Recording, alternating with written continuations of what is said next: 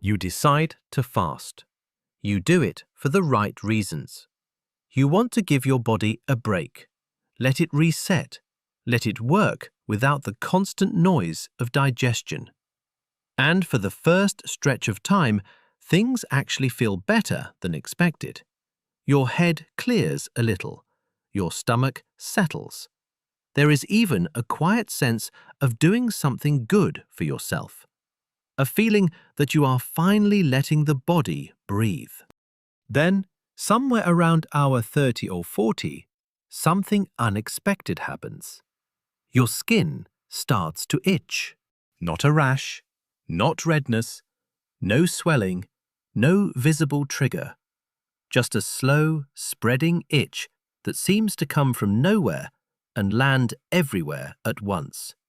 Your arms, your lower back, sometimes the back of your legs. You scratch it, it fades for a moment, then comes back. You scratch again, it returns again. You try an antihistamine, the kind that usually knocks out allergy symptoms within an hour. You wait. Nothing changes. You try a different one. Still nothing. The itch just sits there, patient and persistent, as if it has nowhere else to be. And then comes the familiar explanation, the one almost everyone lands on. The body must be detoxing, releasing toxins through the skin. That is what detox means, right? It is a satisfying answer. It sounds scientific enough. And it is not completely wrong, in the sense that something real is genuinely happening inside you. But it is also not really an explanation. It is a label with nothing behind it.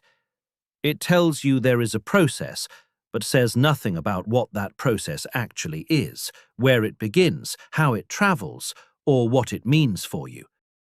Here is what nobody tells you. Your body does not push things out through the skin randomly. Every symptom your body produces has an origin, a pathway, and a reason behind it. The itch you feel during a fast is no exception. It starts in a very specific place, moves through a very specific route, and arrives at your skin through a chain of biological events that scientists have spent years mapping out in careful detail. Understanding that chain changes everything. It changes how you relate to the itch, how you respond to it, and what you choose to do differently the next time it happens. In this video, I'm going to walk you through exactly what is going on, step by step, in plain language. No jargon, no mystery, just the actual biology of what your body is doing when your skin starts complaining during a fast. One important note before we get into it. Everything here is educational content, not medical advice.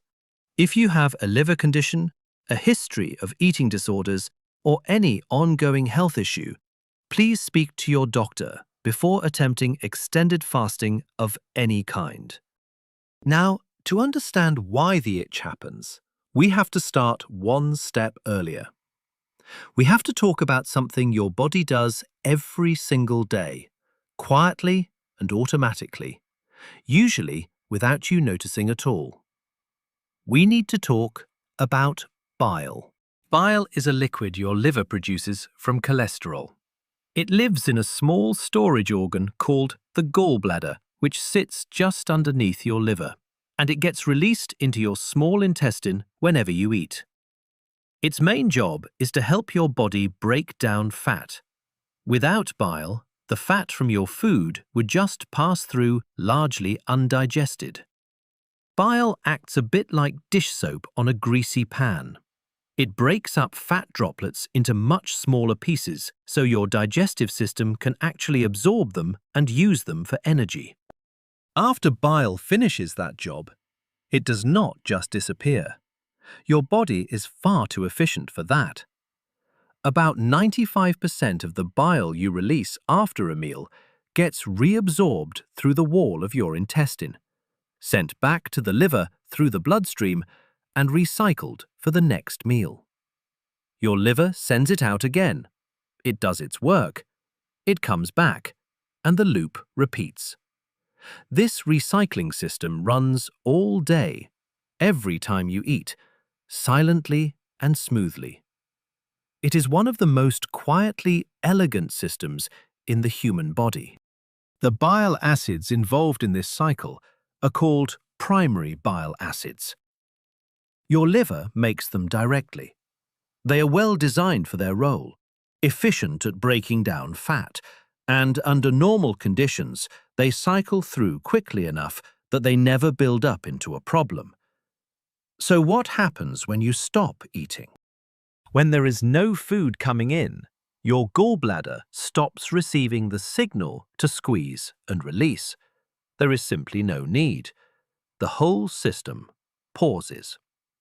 And the primary bile acids that are already sitting in your intestine from the last meal stay in place much longer than usual. Instead of being quickly swept back to the liver, they linger, they sit still, they wait. And while they wait, something starts to happen. Inside your large intestine, there are trillions of bacteria. Most of them are genuinely helpful. They assist with digestion, produce certain vitamins, support your immune system, and play an important role in keeping your gut lining healthy and strong. But some of these bacteria have a very particular ability that becomes directly relevant here. They carry enzymes, which are tiny biological tools that can chemically change primary bile acids into a completely different form. When primary bile acids sit in the intestine long enough, certain bacteria, particularly types known as Clostridium and Bacteroides, begin converting them. They strip away certain chemical groups and reshape the molecules into what are called secondary bile acids. The two most common ones produced this way are called deoxycholic acid and lithocholic acid. Those names are not important to memorize. What matters is understanding what they are and why they behave differently from their primary counterparts. Here is the most important thing to understand about that transformation. Primary bile acids are designed to be functional but controlled. Think of them as regular household cleaning soap, effective enough to do the job, but gentle enough to be safe around your hands and surfaces.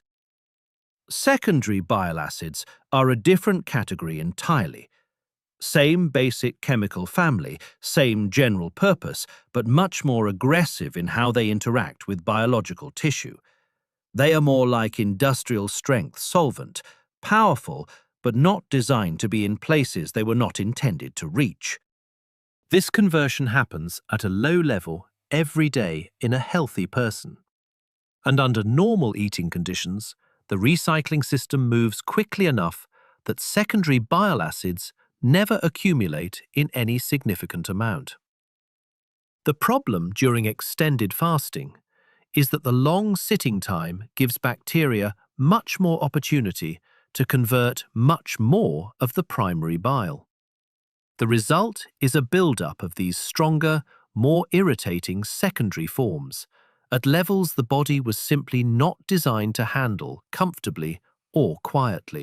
And that buildup is the beginning of the road to your skin. Secondary bile acids have a property that makes them particularly hard to contain. They are what scientists call hydrophobic, which simply means they repel water. Because of this, they do not stay neatly dissolved in the fluid of your intestine, the way water-friendly compounds would. Instead, they gradually push through the intestinal wall and enter the bloodstream.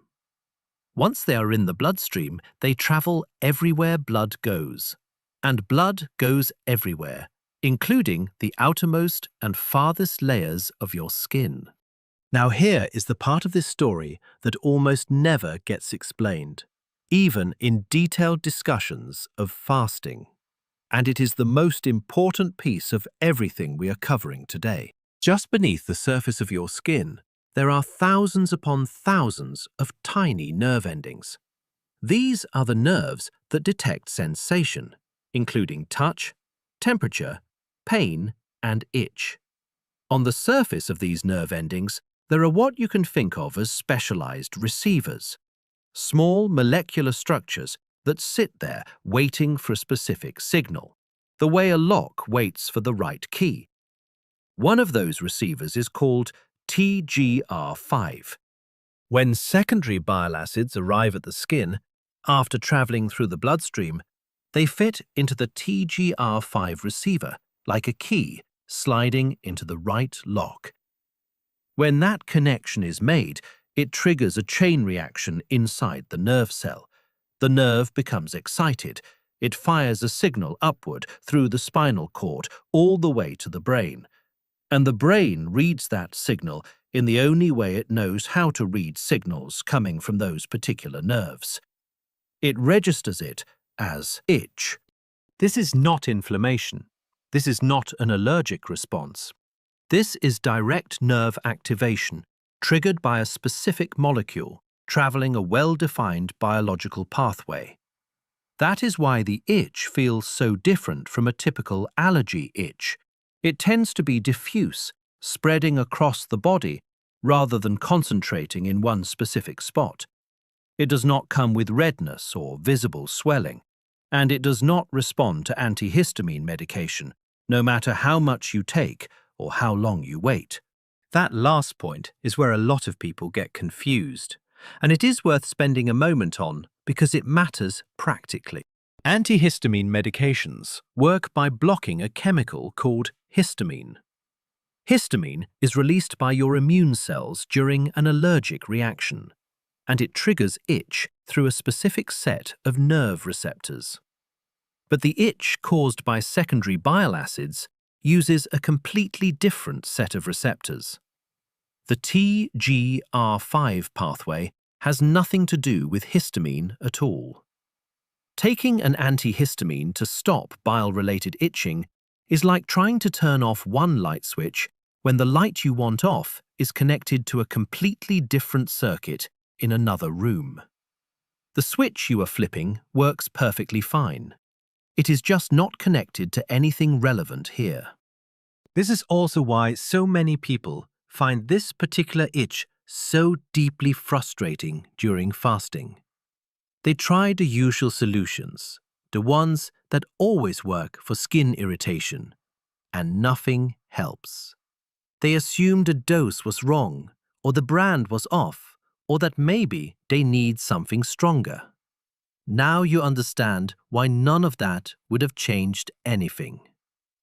There is also a second mechanism happening at the same time, one that most conversations about fasting itch never mention at all. When the liver is working harder than usual, processing more recycled secondary bile acids, while also running low on its usual energy sources, it begins releasing more of an enzyme called autotaxin. Autotaxin is a protein that cells produce when they are under a certain kind of metabolic stress.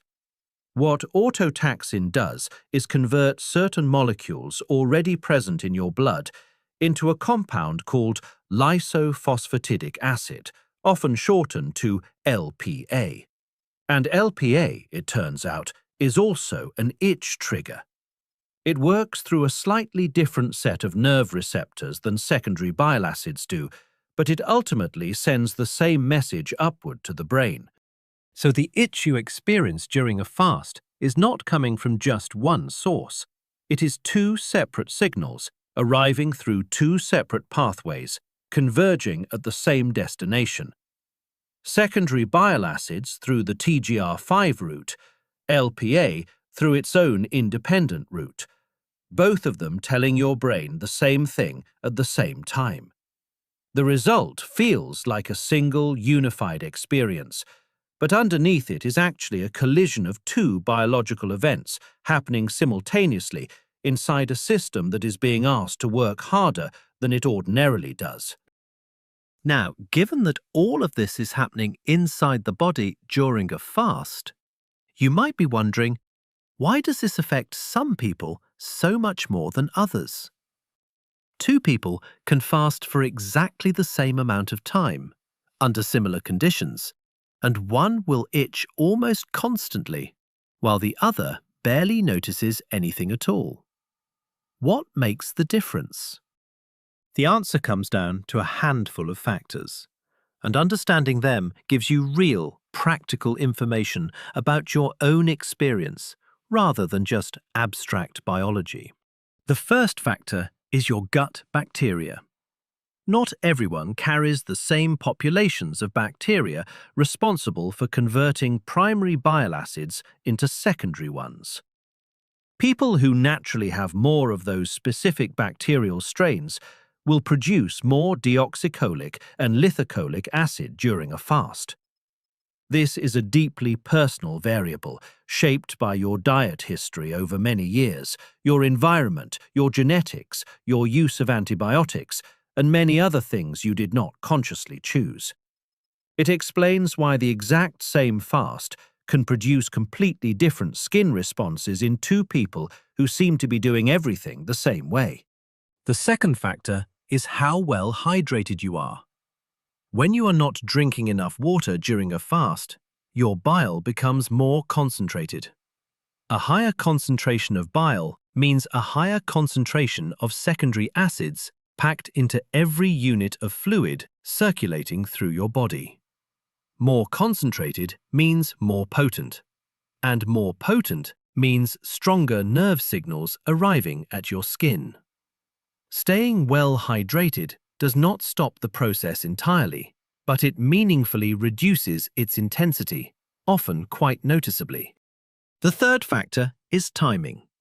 Fasting itch does not usually appear immediately when you start a fast, and it does not usually last indefinitely either. It tends to build gradually and reach a peak somewhere between 36 and 72 hours in. This is the window when secondary acids have had enough time to accumulate in meaningful amounts, but the liver has not yet fully shifted into its long-term fasting adjustment mode. After around the third or fourth day, many people report that the itch begins to fade on its own. This is because the liver starts regulating bile acid production differently once it has fully adapted to the sustained absence of food. The system finds a new equilibrium, and the overflow signal reaching your skin gradually quiets down. The fourth factor is the underlying health of your liver. A liver that is functioning well processes recycled secondary bile acids more efficiently, which means fewer of them escape into the wider circulation and reach the skin. A liver that is already carrying extra load, whether from a history of heavy alcohol use, a long period on a high-fat diet, or other stressors, has less spare capacity to handle the additional work that extended fasting creates. This leads to more secondary acids moving freely through the bloodstream, and a stronger and more persistent itch signal reaching the skin. Understanding these four factors shifts the experience from something that feels random and beyond your control into something that actually makes sense. And when something makes sense, you can work with it intelligently rather than simply enduring it and hoping it stops. So what can you actually do? The most reliably effective thing, and the one with the clearest scientific logic behind it, is to stay consistently well hydrated throughout your fast. Drinking enough water dilutes your bile, reduces the concentration of secondary acids circulating through your system, and reduces the intensity of the itch signal reaching your skin.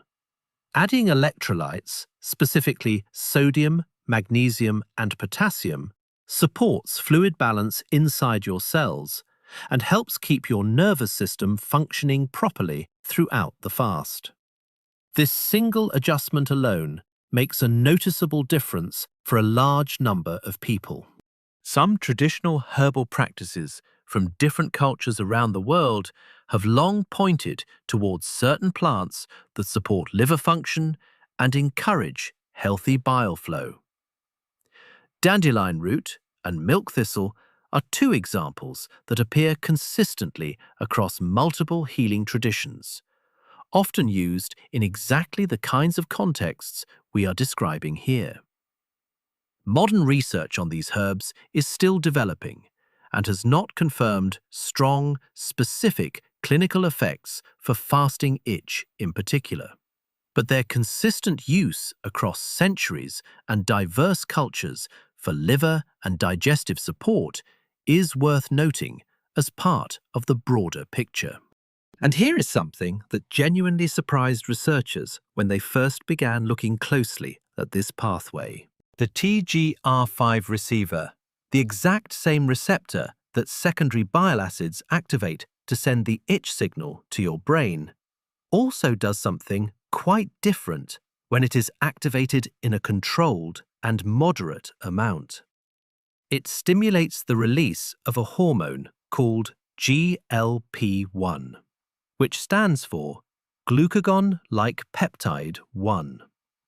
GLP-1 helps regulate blood sugar and actively supports fat metabolism. Some of the most widely discussed weight management medications in use today work precisely by targeting this same GLP-1 pathway. In other words, the receptor that is causing your skin discomfort is also part of the very system that makes fasting metabolically beneficial in the first place. The itch is a side effect of a process that is genuinely working as intended. Your bile acid system is active, your liver is processing, your microbiome is responding, and all of that together is producing signals that happen to overflow into your skin as noise along the way. The itch, uncomfortable as it is not damage. It is friction from an engine running hard. That said, there is a line that matters and that you should know. Mild, diffuse itching that comes and goes during a fast with no other accompanying symptoms is generally consistent with everything we have been describing. But if the itch becomes severe and shows no sign of easing, or if it appears alongside yellowing of the skin or the whites of the eyes, pain in the upper right side of the abdomen, persistent nausea, vomiting, or any sense of confusion, those are entirely different signals. They are your body asking urgently for help, not making normal metabolic adjustments. If you experience any combination of those symptoms, stop fasting immediately and speak to a doctor without delay. Do not wait to see if it passes. Knowing the difference between a system working hard and a system in genuine distress is perhaps the most important practical thing you can take away from all of this. So let us come back to where we started. You decide to fast. Somewhere around hour 30 or 40, your skin starts to itch. You reach for an antihistamine. It does nothing. And now you know exactly why. The itch was never a mystery. It was a message.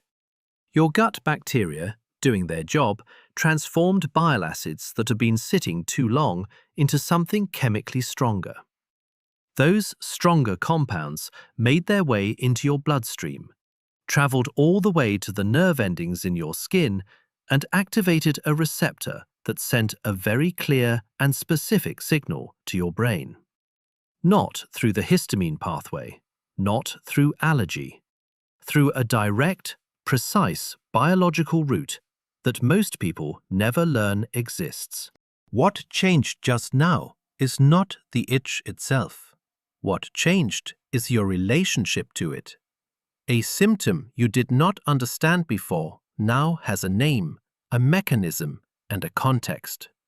And that context matters deeply because it means you can make better and more informed decisions about how you fast, how you stay hydrated, and when a signal from your body is asking you to ease up rather than push through. Your body is not mysterious. It is specific. It speaks in the only language available to it, which is sensation and signal. The more fluently you learn to read that language, the more clearly you can hear what it is actually trying to say. That is not a small thing. That is the whole point. If this video helped you see your body a little differently, share it with someone who is on their own fasting journey and wondering the same questions you were wondering before you pressed play. And subscribe, because every week we come back to the biology that most people are living inside of, but have never been shown the map for. Your body has been trying to tell you things for a long time. We are just here to help you understand what it is saying. Most of us have at least one scar somewhere on our body. Maybe it is from a surgery years ago. Maybe it is from an accident, a burn, or acne that would not let go. You have probably tried a cream or two, applied it faithfully for weeks, and then quietly given up because the scar was still there, looking exactly the same. And over time, most of us arrive at the same conclusion: scars are permanent. The skin closed up, the body moved on, and what is left behind is just the mark of what happened. That is just how it is. But here is the thing. That conclusion is not quite right. Your body has not actually moved on from that scar. It has a built-in system designed to keep revisiting old tissue, breaking it down, and rebuilding it. The question is not whether this system exists. The question is whether it gets the chance to do its job. And that is exactly what this video is about. Today I want to walk you through how fasting affects your body's natural ability to slowly remodel scar tissue, what the science actually says about it, and why this process takes time. No miracle promises, just real biology explained as simply as I can. Before we go any further, one quick note. This is educational content, not medical advice. If you have any health conditions, please talk to your doctor before changing your eating habits. All right, let us start with the scar itself, because I think understanding what a scar actually is will change how you think about the rest of this video. When your skin gets injured, whether from a cut, a burn surgery, or even deep inflammation from acne, your body's first priority is to close the wound as fast as possible. Speed matters more than perfection at that point. So your body produces a type of collagen. Collagen is the structural protein that holds your skin together very quickly in large amounts and lays it down in a kind of rushed, disorganized way. Think of it like patching a hole in a wall with whatever material is available. The hole gets covered, the wall holds. But the patch looks different from the rest of the wall. That rushed patch is the scar. And the main reason it looks, feels, and behaves differently from normal skin is because the collagen inside it is not organized the same way. In healthy skin, collagen fibers run in a fairly even parallel pattern, almost like threads woven neatly into fabric. In scar tissue, those fibers are tangled, layered in random directions, almost like a pile of dry sticks thrown together. The structure is irregular. It is thicker in some places and uneven in others. And because the body considers the wound closed, it does not prioritize going back to tidy things up. The scar stays that way. On top of that, scar tissue has fewer blood vessels than the surrounding skin. Blood vessels are essentially the delivery system for oxygen, nutrients, and the body's repair signals. Fewer vessels mean fewer deliveries. So the scar sits in a kind of low activity state, not dead, but not well connected either. The body visits it less. And without regular visits, the tissue stays largely unchanged, sometimes for years, sometimes for decades. This is why creams applied to the surface of the skin have limited effect on older scars. The problem is not on the surface. It is in the deeper layers in the structure of the tissue itself.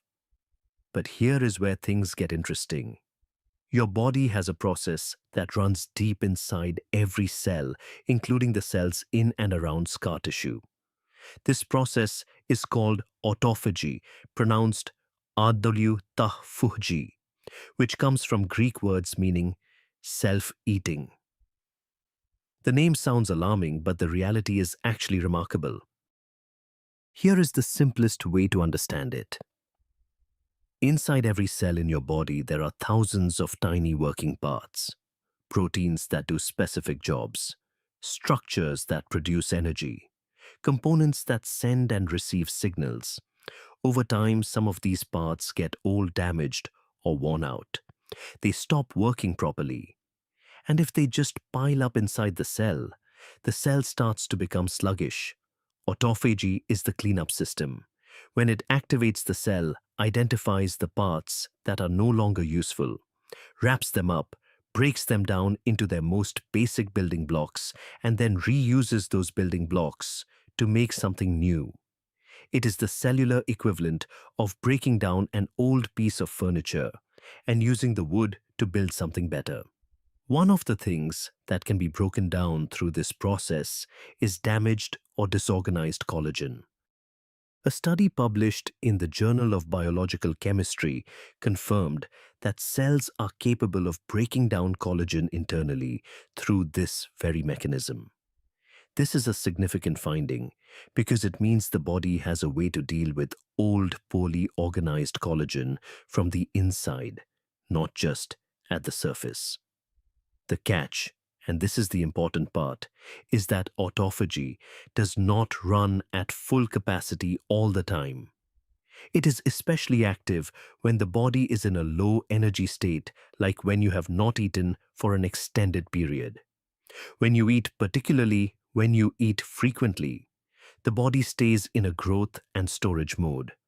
It is focused on processing food, storing energy, building new things. The cleanup system takes a back seat. But when you stop eating, the balance shifts. After roughly 12 to 16 hours without food, your body has used up most of the sugar stored in your liver.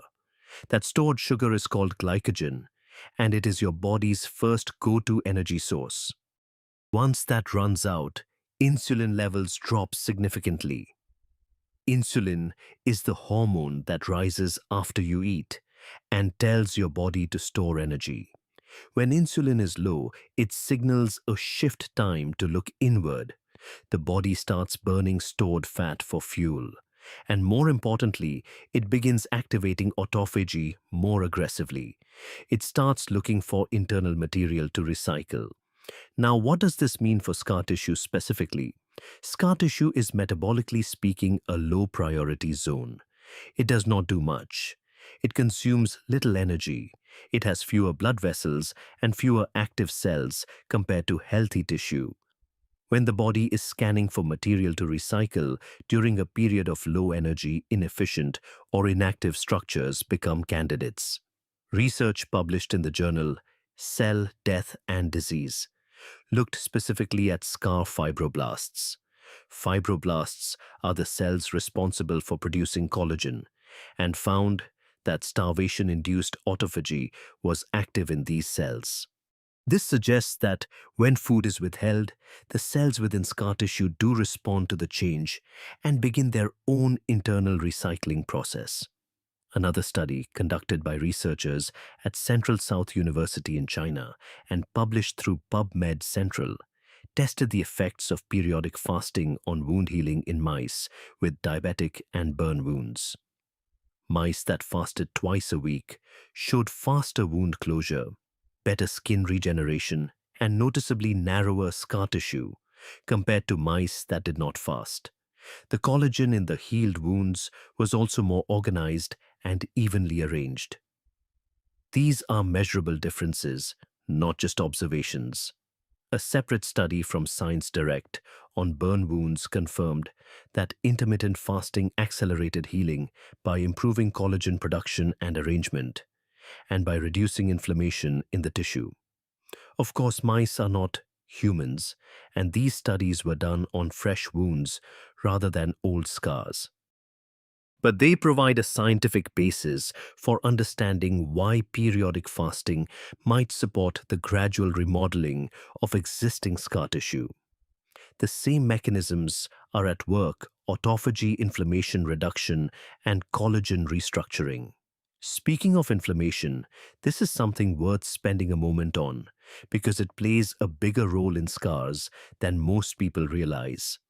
Even after a wound has closed and the skin appears healed on the outside, a low level of chronic inflammation, ongoing quiet inflammation that does not go away, often remains in and around scar tissue. This subtle, persistent inflammation keeps the tissue in a kind of locked state.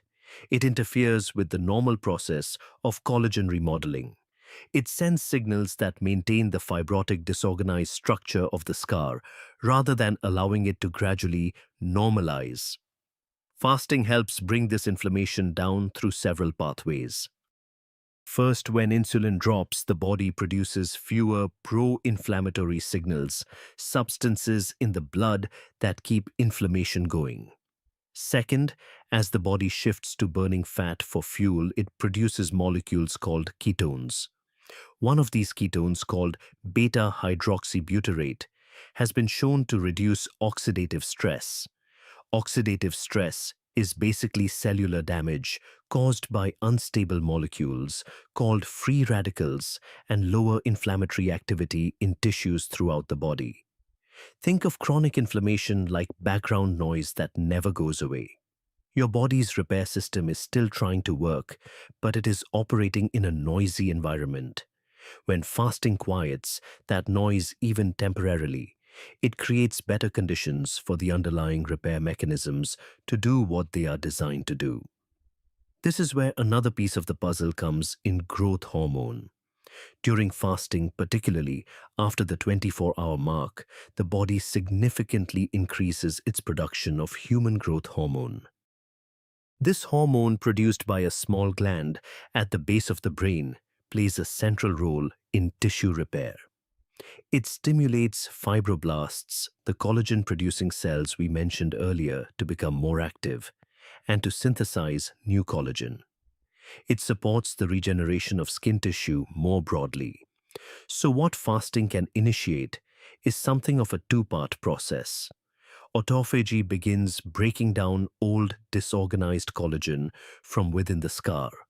And as growth hormone rises, fibroblasts are encouraged to produce new, better organized collagen to replace it. Old structure out, new structure in. It is not instant. It does not happen all at once, and you cannot see it happening. But over repeated cycles, the ratio of old chaotic collagen to newer, more organized collagen can gradually shift. The scar does not disappear, but it can soften, flatten, and become less rigid as the internal architecture slowly changes.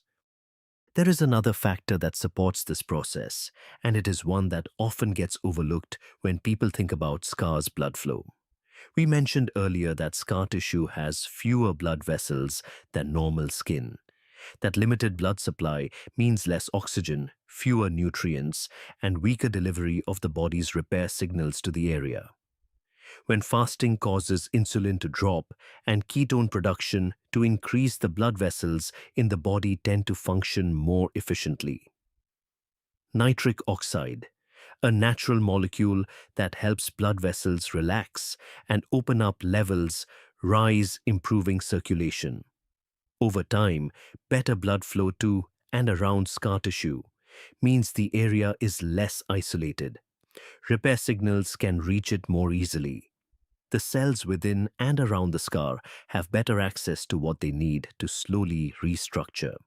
Now, all of this brings us to one of the most important things to understand about this entire process. It requires time and consistency. One fasting session will not transform a scar. That is not how any of this works. What fasting does is create the biological conditions that allow these processes to run. Every fasting period activates autophagy, brings inflammation down, raises growth hormone, and improves circulation. and over many repeated cycles, those effects accumulate. The analogy that comes to mind is exercise. The first time you go for a run, your cardiovascular system does not transform. But if you run consistently over months, your heart gets stronger, your endurance improves, and real measurable changes occur. The individual sessions create the conditions for change. The consistency is what makes the change happen. And just like with exercise, the people who see results are not those who try once and wait. They are the ones who make it a regular part of how they live. The same logic applies here.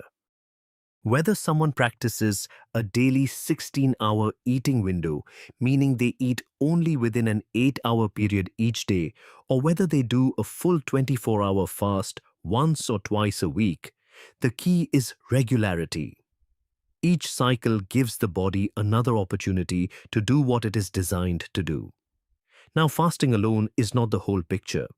What you eat when you do eat matters significantly for this process. Protein is especially important because the body needs amino acids, the building blocks found in protein, to produce new collagen. Without enough protein in your diet, even if autophagy is breaking down old collagen, the raw material for building better collagen will be in short supply. Good sources include eggs, fish, poultry, legumes, and dairy. Vitamin C also plays a direct role in collagen synthesis. It is one of the key nutrients the body needs to actually assemble collagen fibers. Without adequate vitamin C, collagen production slows down. This is not a reason to oversupplement, but it is a reason to make sure your diet includes foods that contain it. Sleep is another factor that many people underestimate. Human growth hormone is naturally secreted in its largest amounts during deep sleep, particularly in the first few hours after you fall asleep. So if you are fasting regularly, but sleeping poorly, cutting sleep short, or going to bed at inconsistent times, you are quietly limiting one of the main hormonal drivers of tissue repair. Prioritizing sleep is not optional if you want these mechanisms to function well. Finally, gentle movement and light exercise help maintain and improve blood flow throughout the body, including to areas of scar tissue that might otherwise have poor circulation. None of these factors work in isolation. Fasting creates a window of biological opportunity. What you do with the rest of your day, how you eat, sleep, and move determines how well that window is used. A few things are worth being honest about here. Fasting is not suitable for everyone. People who are pregnant or breastfeeding, those with type 1 diabetes who take insulin, people with a history of eating disorders, and those with certain kidney or metabolic conditions should not fast without close medical supervision. If any of these apply to you, please talk to your doctor before trying any of this. And if at any point during fasting you experience persistent dizziness, your heart racing or beating irregularly, confusion, or you feel genuinely unwell, stop immediately. Those are your body's signals that something is not right. Listening to those signals is more important than any health goal. It is also worth saying clearly that we are not talking about erasing scars. The science does not support that. What the research does suggest is that the right internal conditions created consistently over time may allow the body to gradually soften, narrow, and reorganize scar tissue in ways that slow surface-level treatments simply cannot reach. The body never fully forgets a wound, but it never fully stops working on it either. There is something quietly remarkable about that. Long after the injury is forgotten, long after the bandages came off and life moved on, there are still processes running in the tissue below the surface, slowly trying to clean up and rebuild. Most of the time, those processes are suppressed by the constant demands of digestion, by elevated insulin, by inflammation that has never fully resolved. But when the conditions are right, when the body gets a break from the constant intake of food, those deeper systems wake up. Fasting does not give your body something new. It gives your body the space to do what it was always capable of. Your scars are not just marks from the past. They are tissue that your body is still slowly working on.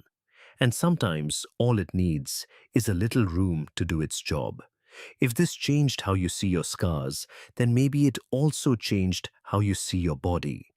Not as something that gives up, but as something that keeps going quietly, patiently, long after you have stopped paying attention.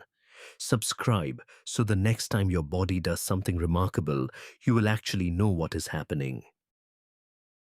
Many people who try fasting go through the same experience in the early weeks.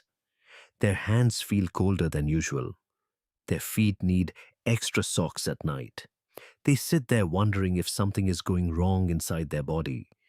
And for a lot of them, that is where the story ends.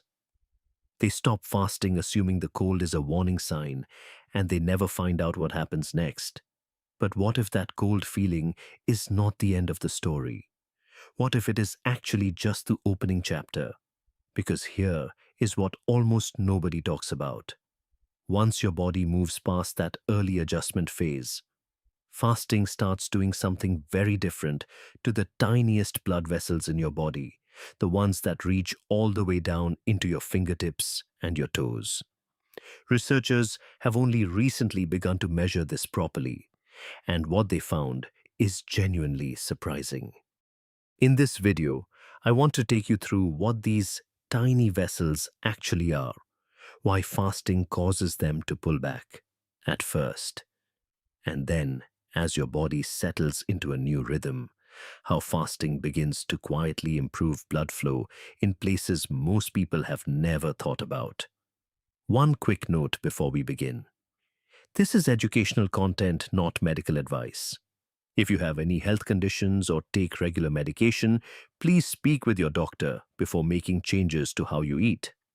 All right, let us start from the ground up. Your heart pumps blood out through a network of vessels that get progressively smaller as they branch deeper into your body. The largest vessels near your heart are called arteries. They carry blood away from the heart and split into smaller and smaller branches, like a river dividing into streams, then into creeks, then into the narrowest channels imaginable. By the time blood reaches your fingertips or the bottom of your feet, it is traveling through vessels so small that a single red blood cell has to squeeze through them one at a time. These ultra-fine vessels are called capillaries, and together with the small vessels just around them, they form what scientists call the microcirculation. Think of it as a secret delivery system operating quietly inside your tissues. The arteries and larger vessels bring blood close to where it needs to go, but it is the microcirculation that handles the last step, delivering oxygen and nutrients directly to your cells and collecting waste to be carried away. If the arteries are the highways, capillaries are the small side roads and alleyways that actually connect to every front door. Without them, the main roads would be busy and well-maintained, but nothing would reach the houses at the end of the block. Here is what makes the microcirculation especially important when we talk about hands and feet specifically. Your hands and feet are the furthest points from your heart in your entire body. Blood has to travel a long distance to get there through progressively smaller and narrower vessels before it finally arrives at the tiniest capillaries in your fingertips and toes. That distance means these areas are the most dependent on the microcirculation functioning well. Any weakness in the system shows up there first. Any improvement in the system is often felt there most clearly as well. This is why hands and feet are often called the canary in the coal mine, but thus for circulatory health. They tell you what is happening in the smallest vessels long before any major vessel problems become obvious. Now, here is something that most people have never heard, and it changes everything about how we think about circulation. Back in 1920, a Danish scientist named August Krogh was studying blood flow in muscles, and he made an observation that seemed almost unbelievable at the time. He discovered that at any given moment, most of your capillaries are not actually open. They are closed, sitting idle, waiting. In resting muscle tissue, only a small fraction of capillaries have blood actively flowing through them. The rest are dormant. This discovery was so important that it earned Krogh the Nobel Prize in Medicine that same year. What he had found was that capillaries are not passive tubes that blood simply fills up whenever it arrives. They are dynamic. They open and close based on signals from the surrounding tissue. When a muscle starts working harder and needs more oxygen nearby, capillaries receive the signal and open up to meet the demand. This process, where previously closed capillaries become active and start carrying blood, is called capillary recruitment. To give you a sense of the scale here in resting muscle, only around 25 to 40% of capillaries are actively carrying blood at any given moment. During vigorous activity, that number climbs toward 100%. The capillaries were always there. They simply needed the right conditions to open. Why does this matter so much? Because it means that how many of your capillaries are open at any given time is not fixed. It changes constantly based on what your body is doing, and as it turns out, based on what you have been eating. This brings us to insulin. Every time you eat, especially foods with carbohydrates, your pancreas releases insulin into your bloodstream. Insulin's main job is to help your cells absorb the sugar from your blood. It is an essential hormone, and in the right amounts, it works beautifully. But insulin also has effects on your blood vessels that most people are not aware of. When insulin levels rise consistently throughout the day, which happens naturally when you eat multiple meals with relatively short gaps between them, the tiny vessels in your arms, legs, hands, and feet tend to become less responsive over time. They stay slightly more constricted. They are slower to open when prompted. Fewer capillaries get recruited to carry blood, which means the very tips of your circulation, your fingertips, your toes, the skin of your hands and feet receive a little less than they otherwise might. You can think of it like a garden hose that has been squeezed for a long time. Over time, the hose walls lose some of their natural elasticity. They do not spring open as quickly or as fully as they once did. The water still flows, but not as freely. And the plants at the far end of the hose, the ones that need the pressure most, are the first to show it.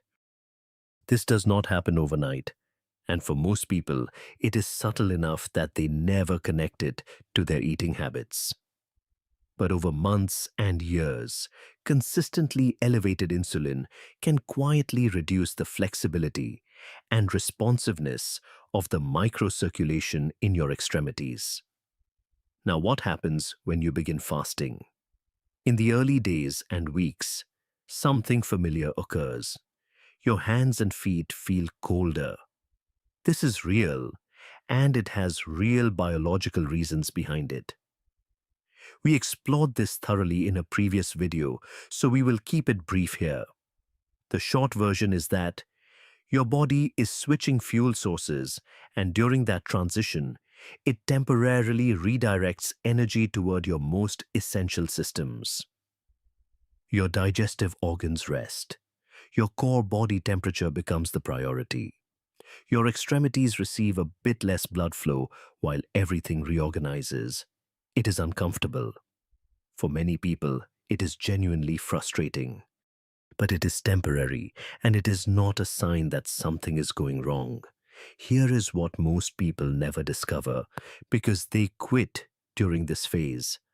Once your body has made that metabolic shift, once it has settled into using fat as its primary fuel source, and insulin has dropped to consistently lower levels throughout the day, something starts to reverse. The microcirculation in your hands and feet begins to respond differently. Researchers at the Free University of Brussels studied this directly. They followed 14 healthy middle-aged men through 30 days of intermittent fasting. To measure microcirculation, they used a tool called laser Doppler imaging. This works by shining a safe, low-power laser on the surface of the skin and measuring how the light is scattered by blood cells moving through the tiny vessels just beneath the surface. It is a precise and direct way of seeing what the microcirculation is actually doing rather than inferring it from other measurements. What the researchers found was clear. After 30 days of fasting, the tiny vessels in the skin were functioning significantly better. They were more responsive, they dilated more easily, and critically, the amount of available nitric oxide had increased. When the researchers checked again 1 month after the fasting period had ended, the improvements were still present. That last part is worth noting. The benefits did not disappear the moment fasting stopped. The vessels seemed to have retained something from the experience, a kind of improved responsiveness that persisted even after regular eating resumed. This suggests that fasting was not just creating a temporary state, but actually helping to rehabilitate how the microvascular system functions. To understand why nitric oxide plays a central role here, as we have touched on before, nitric oxide is your blood vessel's natural relaxation signal. But what matters in this context is where exactly that signal breaks down and where it gets restored. In the microcirculation of your hands and feet, specifically, the cells lining those tiny vessels are among the most sensitive to changes in insulin. When insulin stays elevated day after day, those cells gradually lose their ability to produce nitric oxide efficiently. The signal gets quieter, the vessels stay tighter, fewer capillaries get recruited, and because the hands and feet are already at the end of the line, they feel the effect first and most clearly. Fasting reverses this. As insulin drops and holds low across a longer window, those same lining cells in the peripheral microvessels begin producing nitric oxide more effectively again. The signal strengthens. Capillaries that had been sitting dormant start to open. Blood begins reaching tissue. It had not been reaching as well before. It is a quiet process. You cannot feel it happening. But researchers can measure it, and what the measurements show is that this is not a small or trivial change. The responsiveness of the microvascular system improves in ways that are meaningful and measurable, particularly in the skin of the extremities where these effects are easiest to detect. And because your hands and feet sit at the very end of the line, they are the places where this kind of improvement is most likely to be felt. They are the areas that suffer first when microcirculation is impaired, and they are the areas that tend to respond most noticeably when it improves. There is another layer to this story that connects directly to meal timing. Every time you eat a meal, your body redirects significant blood flow to your digestive system. This is entirely normal. Your gut needs oxygen and fuel to break down food and absorb nutrients. Studies have shown that blood flow to the intestines can increase by as much as 25 to 200% after a meal, and this elevated state can last for several hours depending on what and how much you ate. Think about what that means in practice. A meal arrives and your body essentially sounds an internal alarm resources needed in the digestive department. Blood is rerouted. Enzyme production ramps up. The gut gets a surge of attention while other systems quietly step back. Your hands and feet are not the priority right now. They will get their turn later. During this time, your body is managing a major internal event. It is adjusting blood distribution across your whole system to support digestion. The peripheral circulation, meaning the flow to your arms, legs, hands, and feet, can be partially deprioritized as a result. This is a natural and unavoidable consequence of eating. Now consider what happens if you eat 3, 4, or 5 times a day with relatively short windows between meals. Your digestive system is nearly always in some stage of processing food. Insulin is nearly always at an elevated level. And the conditions that allow your peripheral microcirculation to function at its best low. Insulin quiet digestion, no competing internal priorities are rarely met. Fasting creates something that continuous eating simply cannot.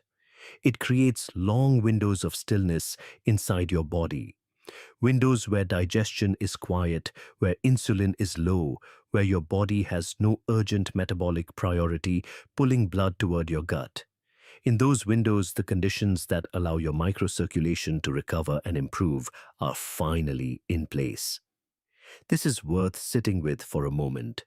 Most conversations about fasting focus on weight loss, or on autophagy, or on insulin sensitivity in a general sense. Very few people are talking about what happens in the capillaries at the ends of your fingers and the tips of your toes. But those vessels matter. They are the final delivery point of your entire cardiovascular system.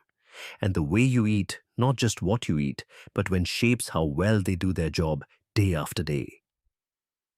There is a bigger picture here too. Hands and feet with poor microcirculation are not just cold or uncomfortable. Tissues that are not getting adequate blood supply heal more slowly, fatigue more quickly, and are more vulnerable over time. The microcirculation is where the real work of circulation happens at the cellular level. Keeping it healthy is not a cosmetic concern. It is a fundamental part of how your body sustains itself. Before wrapping up, it is important to be honest about who this is and is not for. If you have diabetes, cardiovascular disease, kidney problems, a history of disordered eating, or if you are pregnant or breastfeeding, please do not approach fasting without a doctor's guidance.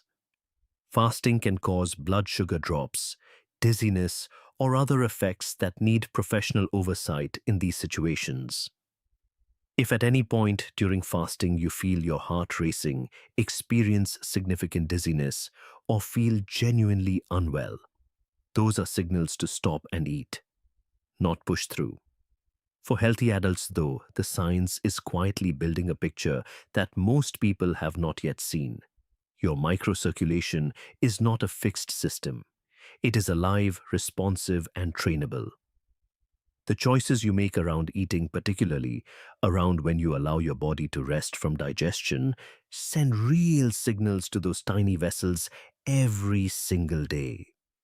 August Krogh discovered over 100 years ago that capillaries were not just pipes. They were listeners. They waited for signals and then they responded. Today, researchers are using laser light to watch those same capillaries respond to fasting in real time and seeing improvements that last even after the fast is over.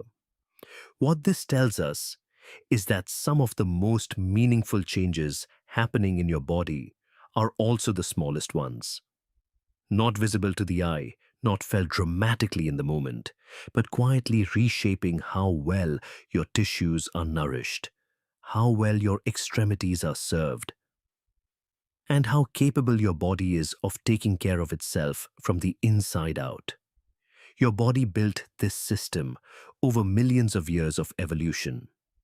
It is precise, intelligent, and extraordinarily responsive when given the right conditions. And one of those conditions, it turns out, is simply the absence of food for a period of time. The microcirculation in your hands and feet has been waiting for a signal. It turns out fasting might be exactly that signal. If this video changed the way you see fasting, share it with someone who gave up too early. They might have stopped right before the part that mattered most. And if you want to keep understanding your body at this level, subscribe. Because the deeper you look, the more fascinating it gets. You have probably heard this before. When you fast, your body burns fat. Insulin drops, fat cells shrink, and you lose weight. That is the story everyone tells. And it is true as far as it goes. But there is something that story leaves out. Something that almost nobody talks about. Most of us assume that when fat gets burned, it just disappears.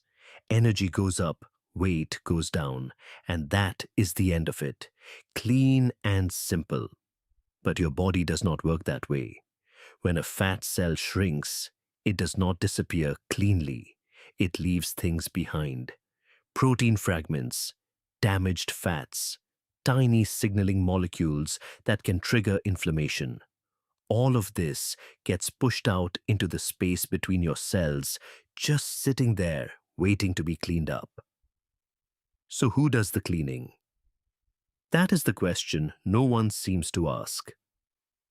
And the answer might change the way you think about fasting fat loss, and why some people feel terrible in the first few days of a fast, while others seem to cruise through it. In this video, I'm going to show you the hidden system that works behind the scenes every time you burn fat. It is a system that most fasting videos completely ignore, and understanding how it works could be the missing piece in your fasting experience. Before we go any further, I want to be clear. This is educational content, not medical advice. If you have any health conditions, please talk to your doctor before trying any fasting protocol.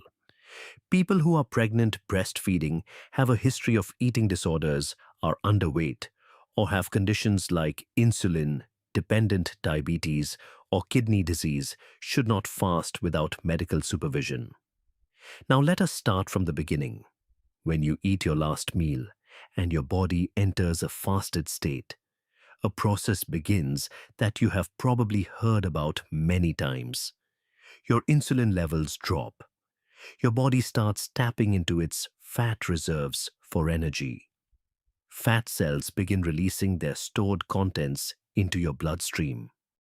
This process is called lipolysis, which simply means your body is breaking apart fat to use as fuel. Most videos stop right here. Fat gets burned, energy gets made. End of story. But that is not the full picture. Not even close. When fat cells shrink, they do not just release clean energy, they also release waste. Think of it like cleaning out a storage room that has been packed full for years. You open the doors and start pulling things out. Some of it is useful, but a lot of it is old, broken, and needs to be thrown away. That waste does not vanish into thin air. It has to go somewhere. In your body, that somewhere is the space between your cells. Scientists call this the interstitial space. It is basically a thin layer of fluid that surrounds every cell in your body. It acts like a buffer zone. And when fat cells shrink and release their waste, this is where that waste ends up temporarily. Now, a small amount of waste is no problem. Your body handles it easily.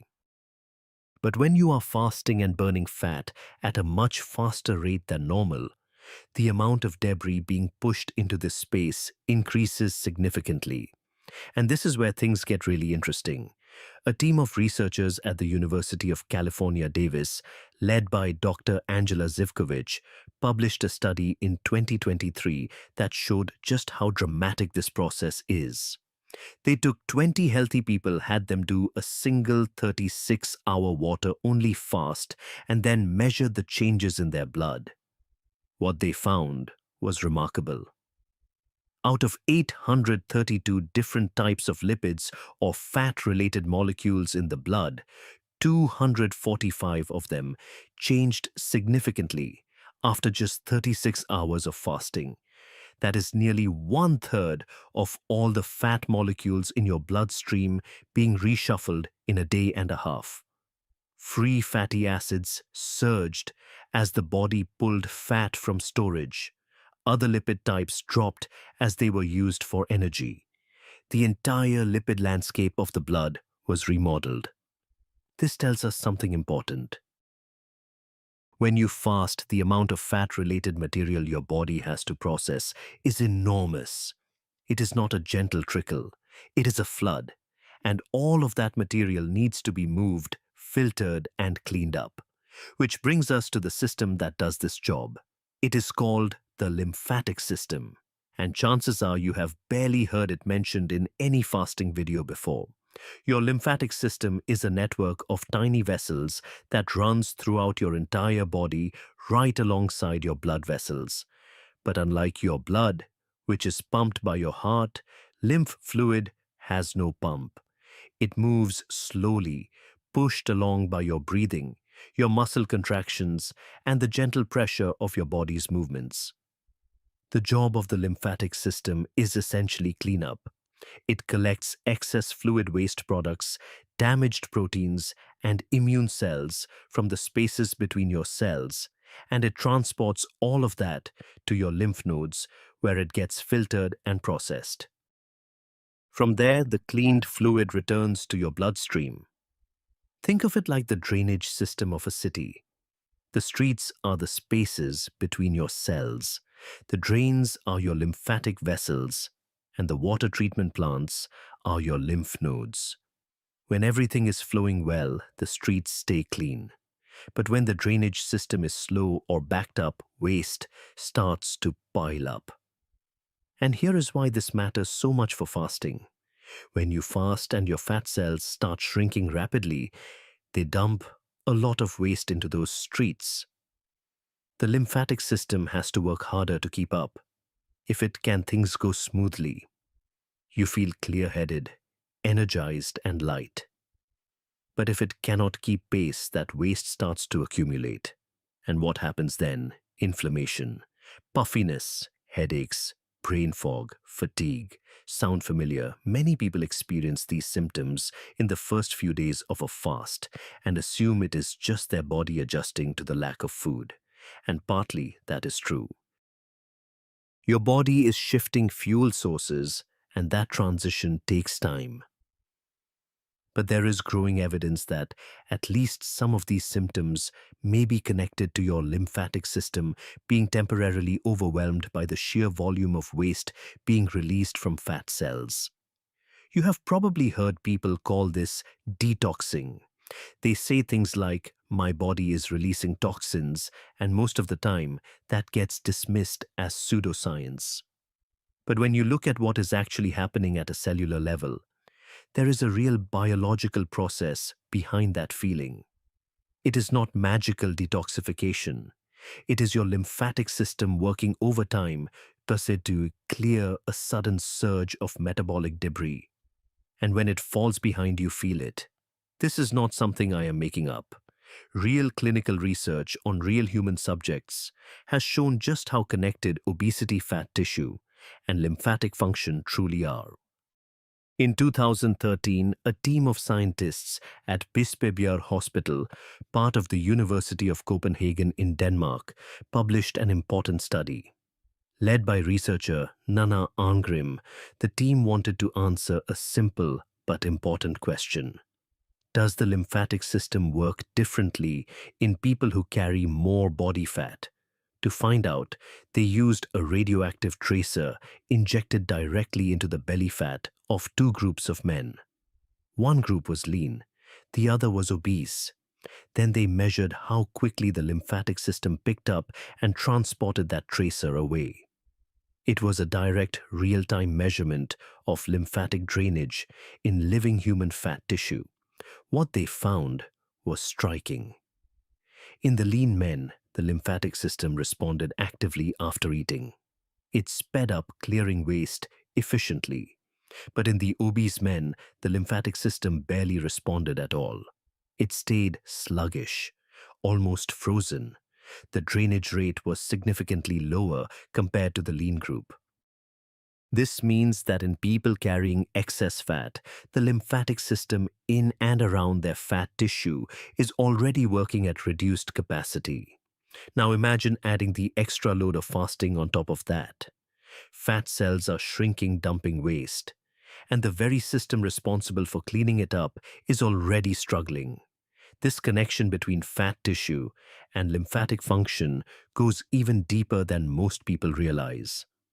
In 2020, a research team at Charles University in Prague, led by Dr. Lenka Rosmyslova, published a study in the International Journal of Obesity that revealed something truly surprising. They compared women who had similar amounts of body fat but different levels of lymphatic drainage efficiency in their thigh area. The researchers used a specialized imaging technique called lymphoscintigraphy to measure how well each woman's lymphatic system was working. The results flipped a common assumption on its head. The women whose lymphatic drainage was poorer also had significantly lower rates of fat breakdown in that same area. Their bodies were slower at releasing fat from storage and slower at processing it once released. In other words, it was not just that burning fat creates waste for the lymphatic system to clean. It was also that a well-functioning lymphatic system may actually help fat get burned faster. This is a two-way street. Your lymphatic system does not just clean up after fat loss. It may actually influence how quickly you lose fat in the first place. The cleanup crew is not just following behind the demolition team. It is helping the demolition happen. Let that sink in for a moment. For years, we have talked about fat burning as if it only depended on insulin calories and exercise. But this research suggests there is another player in the game, one that has been quietly working in the background this whole time. Now, here is where fasting creates a unique and powerful opportunity, because fasting does not just create a mess for the lymphatic system to clean up. It also activates another cleanup process that works alongside it.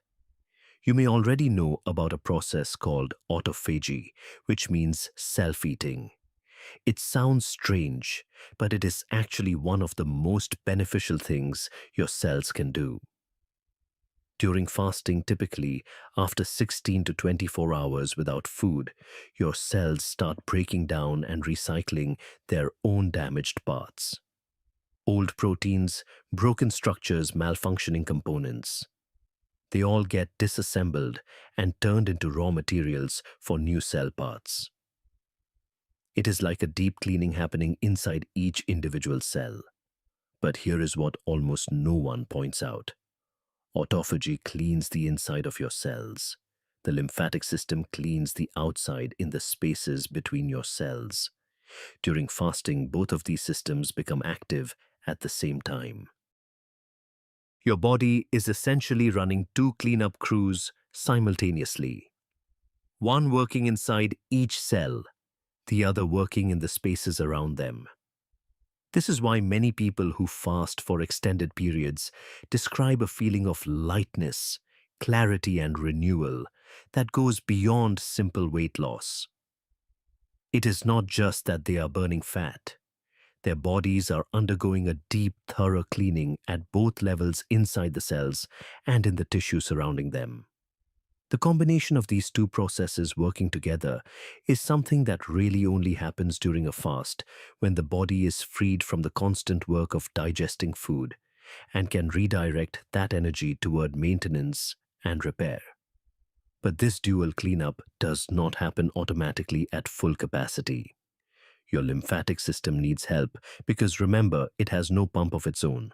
And this is a really important point because it means you have a direct role to play.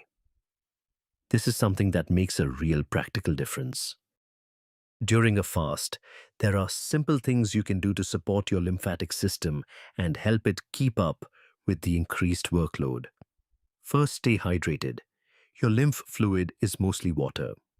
When you are dehydrated, lymph becomes thicker and moves more slowly, like trying to push honey through a straw instead of water. During a fast, aim for 2 to 3 liters of water per day, which is about 2 to 3 quarts. Add a pinch of salt for electrolytes.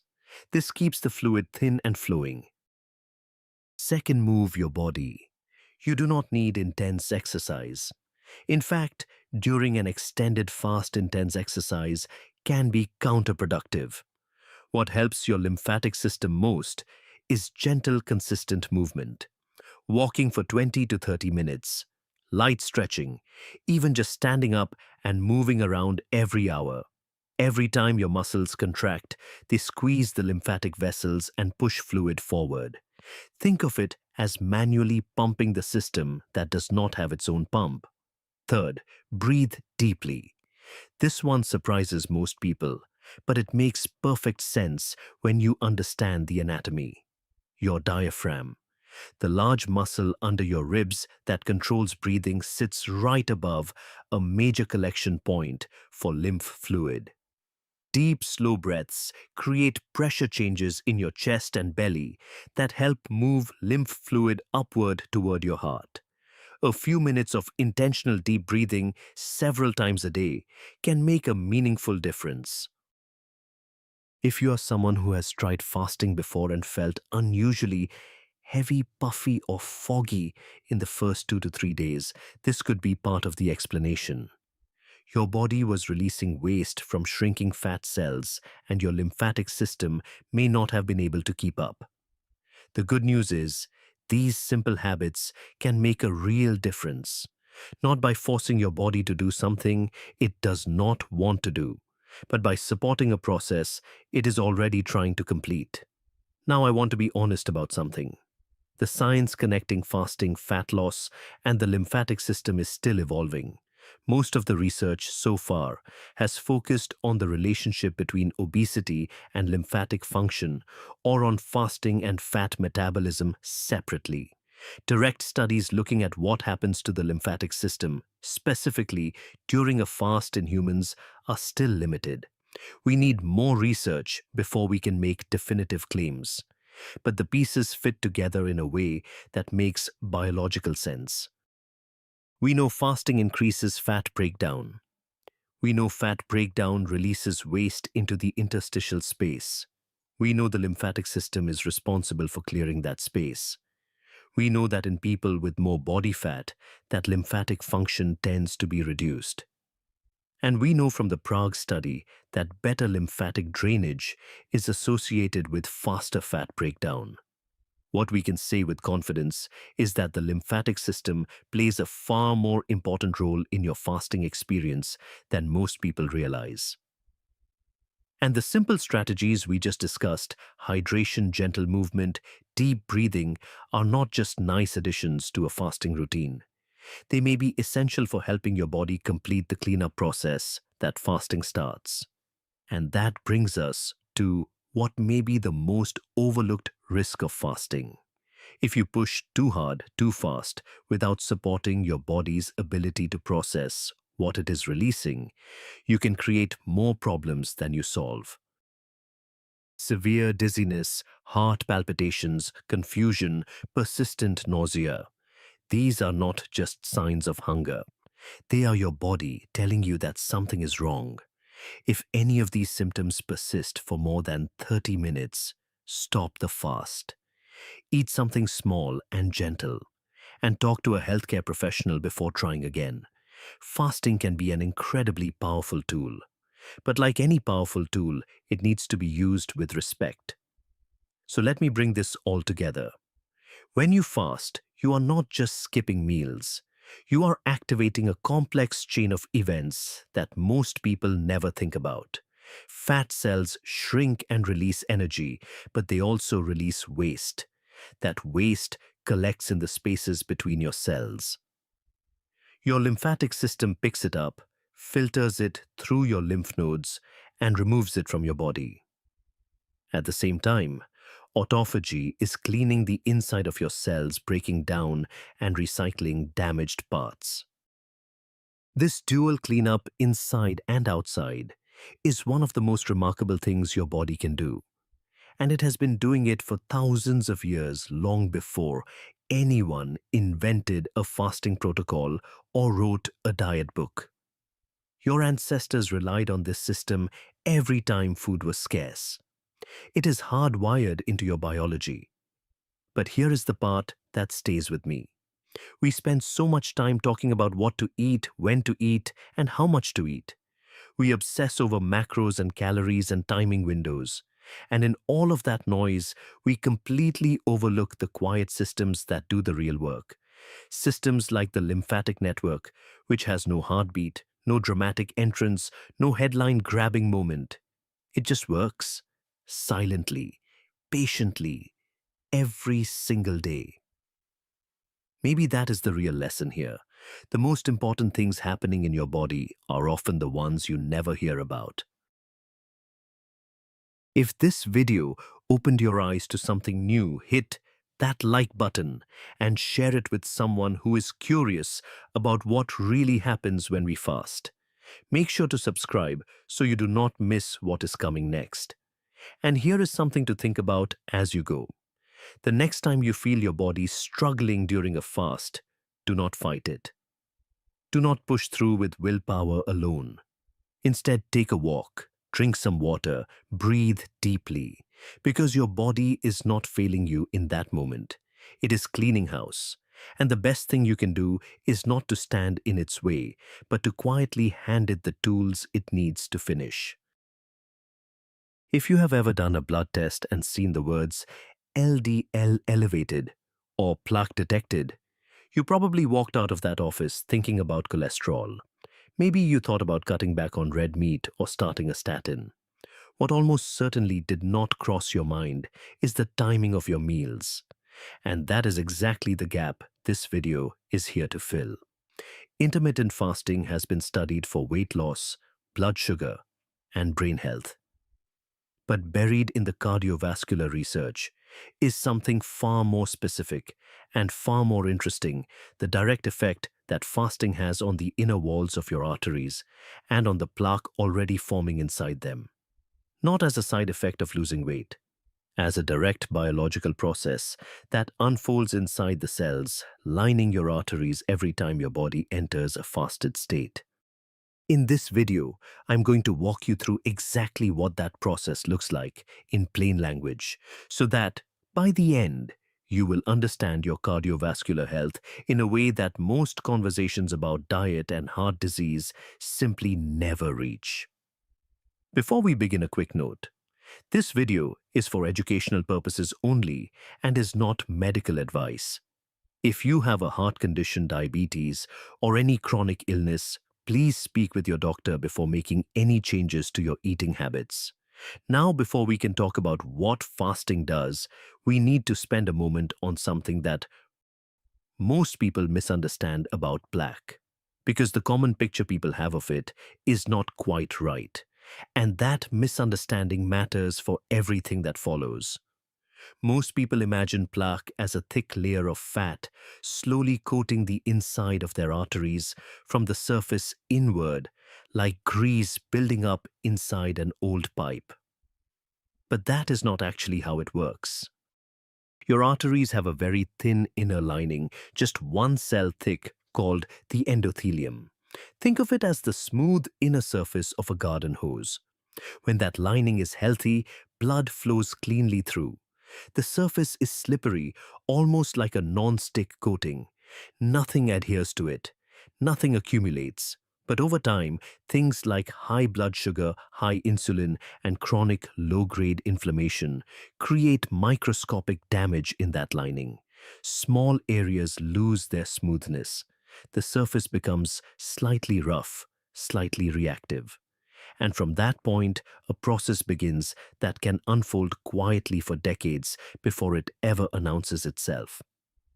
The problem is that the repair process is imperfect. When the body senses damage in the artery lining, it tries to patch it, but the patch does not always hold cleanly. LDL cholesterol, the kind your blood test measures, slips into these damaged patches and gets trapped inside the artery wall itself. Not on the surface, inside the wall. The immune system then sends large cells called macrophages to clean it up. But when these macrophages absorb too much cholesterol, they swell up and die, becoming what scientists call foam cells. Layers of dead foam cells trapped cholesterol, and inflammatory debris build up inside the wall over years. That accumulation is plaque. Now here is the part that most conversations about plaque completely skip over, and it is the part that changes everything. Not all plaque behaves the same way. Some plaque over time develops a thick fibrous outer shell, almost like scar tissue, forming over an old wound. This is called stable plaque. It narrows the artery somewhat, but it holds together. It is not ideal, but it is manageable. Your body has been dealing with it, and so has the artery. The real danger is a different type, soft plaque, which has only a thin, fragile outer layer sitting over a core packed with inflamed cells, dead foam cells, and fatty debris. This type of plaque looks smaller on a scan. It may not narrow the artery much at all. So for a long time, doctors and patients alike paid less attention to it. But researchers eventually realized something alarming: soft, low-volume plaque was actually responsible for the majority of sudden cardiac events, not the large visible buildup that shows up clearly on imaging, the smaller, quieter, more volatile kind. When that thin outer layer ruptures, the body responds as it does to any tear in a blood vessel. It sends clotting agents to seal the damage as fast as possible. The clot forms quickly, and in a narrowed artery, it does not take much to block blood flow entirely. That is what a heart attack is in most cases. Not the plaque itself, the clot that forms when the plaque breaks open. So the question that actually matters is not just, how much plaque do I have? It is, how stable is the plaque I have? And this is precisely where intermittent fasting becomes medically significant. When you eat, insulin rises. Rising insulin sends a signal throughout your cells that says, essentially, energy is available.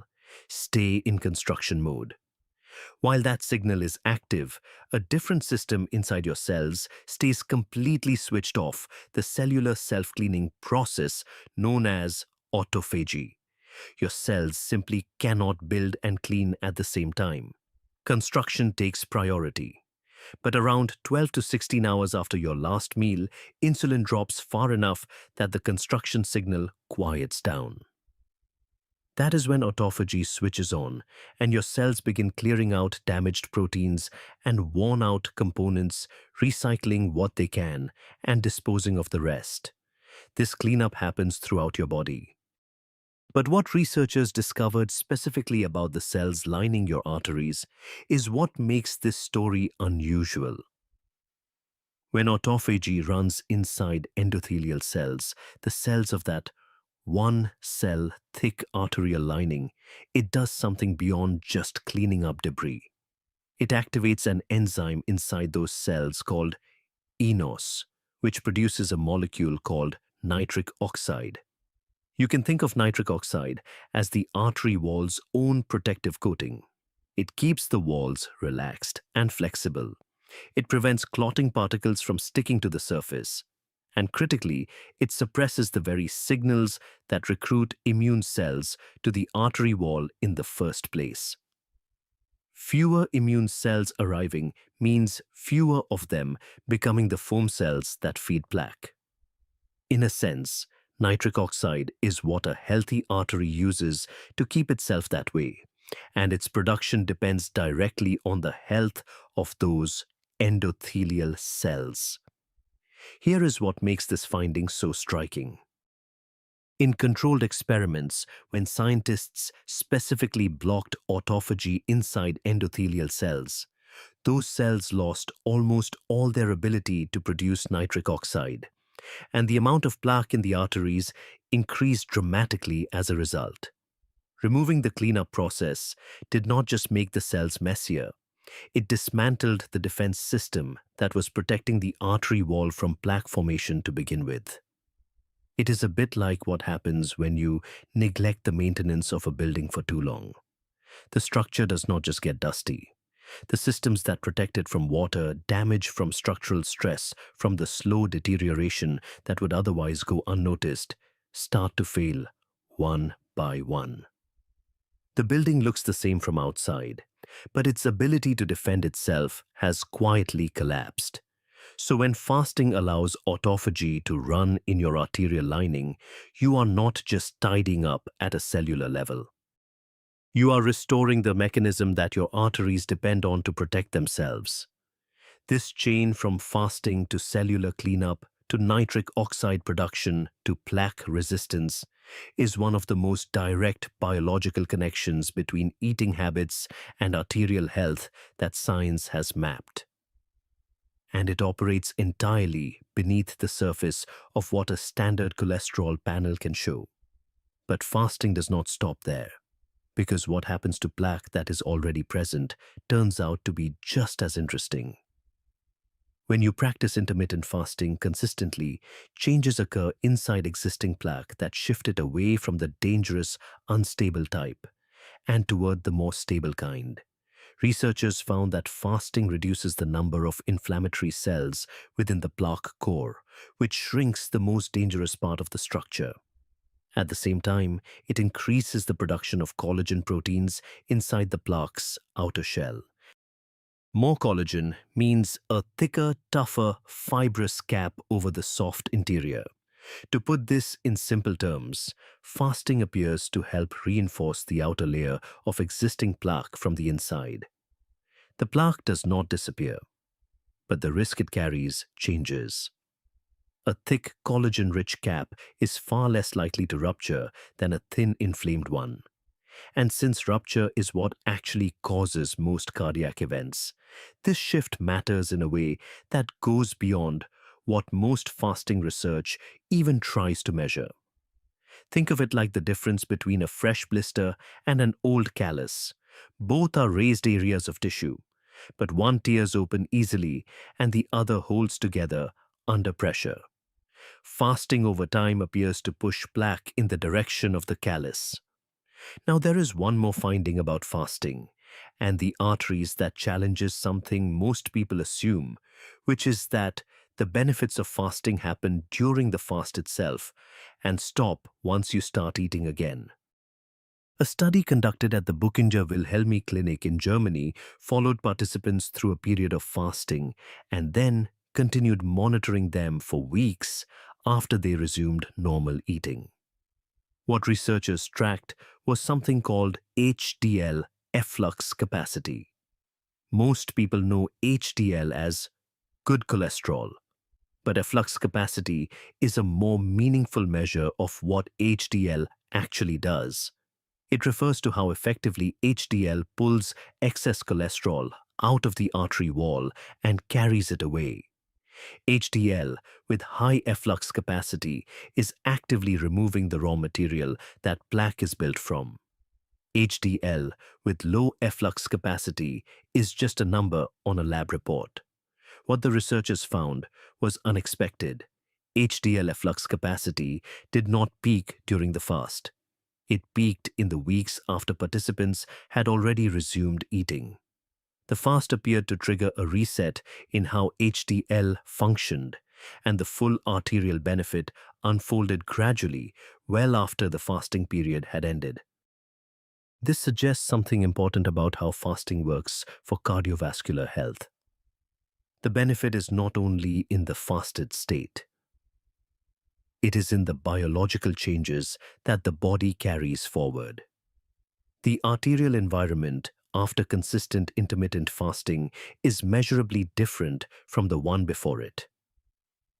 The process leaves a lasting imprint on the tissue, not just a temporary metabolic shift. It also reframes how we should think about the practice itself. If the full benefit to the arteries unfolds in the days and weeks after you return to normal eating, then the value of fasting is not in any single day of restriction. It is in the cumulative signal you send to your body again and again that a window of rest is coming. And the body, it turns out, does a great deal of its best work in that window. Then, In 2024, this line of research reached a point that few scientists had expected so soon. A team led by Dr. Jochen Dutzmann at Halle University Hospital in Germany designed a study to answer a question that had never been formally tested. What happens when patients who have just survived a heart attack practice intermittent fasting during their recovery? The trial, called INTERFAST-MI, was the first ever randomized controlled trial, meaning patients were randomly assigned to either practice fasting or continue eating normally, so the comparison was as fair as science can make it to test intermittent fasting specifically in post-heart attack patients. The results were published in the journal Circulation Heart Failure, a publication of the American Heart Association in May 2024. The outcome was significant.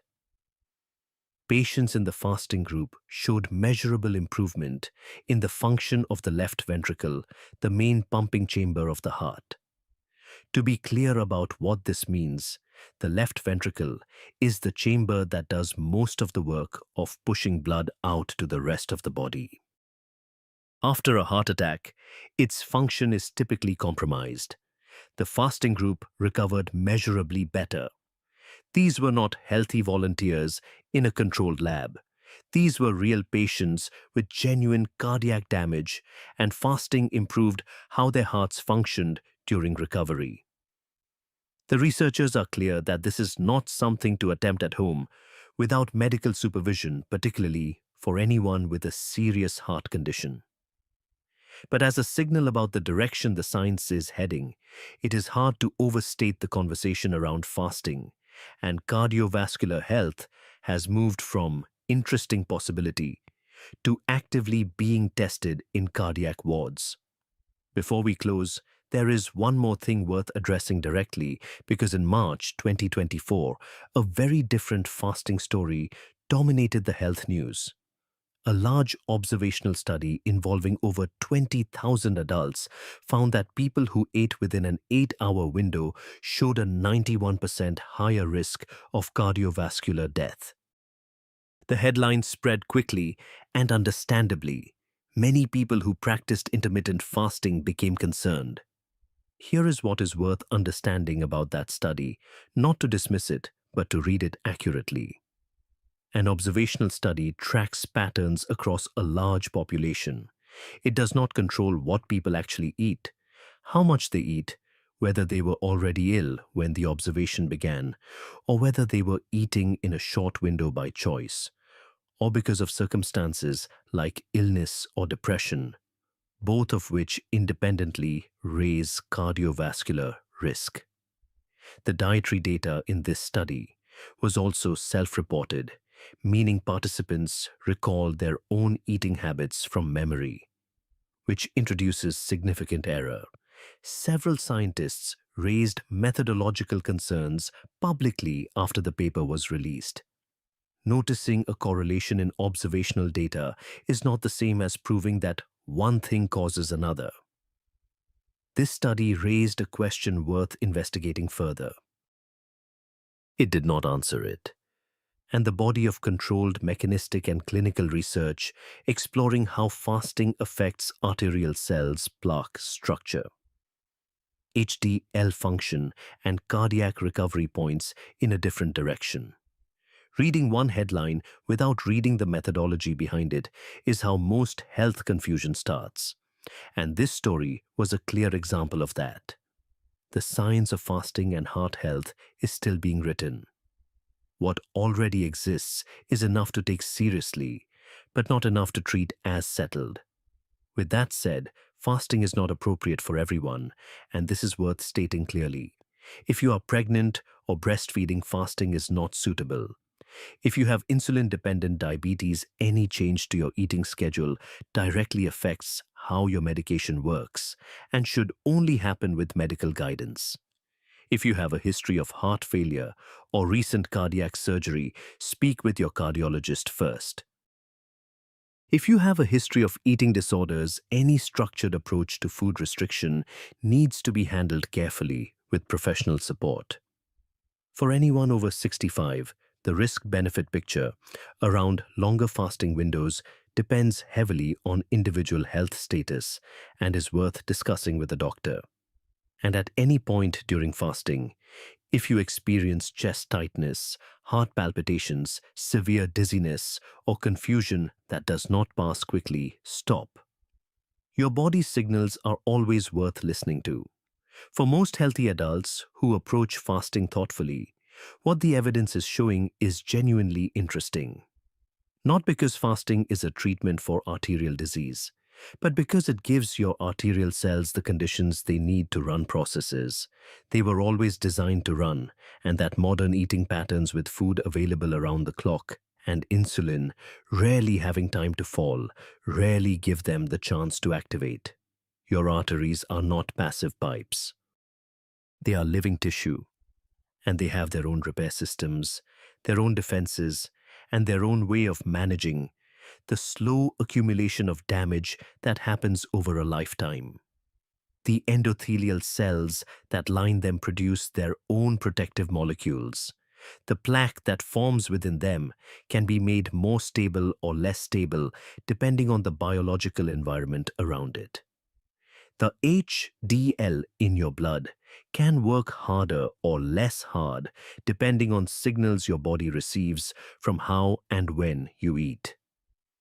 Fasting does not replace any of that. It does not override the biology. It creates the window in which that biology can finally do its job.